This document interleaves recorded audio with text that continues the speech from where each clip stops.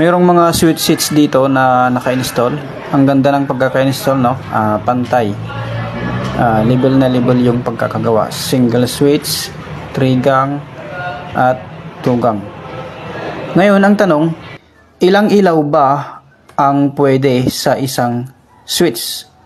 Bago natin sagutin yan, alamin muna natin kung ilang watts ba ang allowable sa isang switch. Bali, ang isang switch is 10 ampere.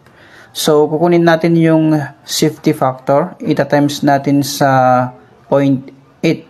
Dahil ang 10 amperes ay hindi pwedeng isagad na gamitin. Bali, ang allowable is 8 amperes.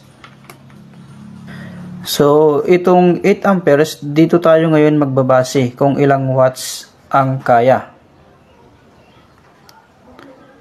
Bali, gagamit tayo ng formula. Kukonvert natin yan into watts. Bali, mayroon tayong given na 8 amperes, no? Yan yung given natin. P is watts, I is amperes, and B is voltage. So, kukunin natin yung watts. P is equals to current times voltage. Ang given natin is 8 amperes. So, ang nominal voltage natin is 230. Ita-times natin yan para makuha natin yung watts, no? So, ang lumalabas is 1,840 watts. So, yan yung maximum wattage na kayang i-handle ni 10 amperes. Hanggang 1,840 watts lang, no, yung kaya ng 10 amperes. Ngayon, ilang ilaw naman? Yan yung tanong. Halimbawa, mayroon tayong ilaw na 20 watts. I-divide natin yan kung ilang piraso. So, lumalabas na 92 pieces. Yan pala yung kaya ng 1,840 watts, no? 92 pieces na tig 20 watts na bulb o ilaw. Sobrang dami pala, no, yung kaya ng isang switch.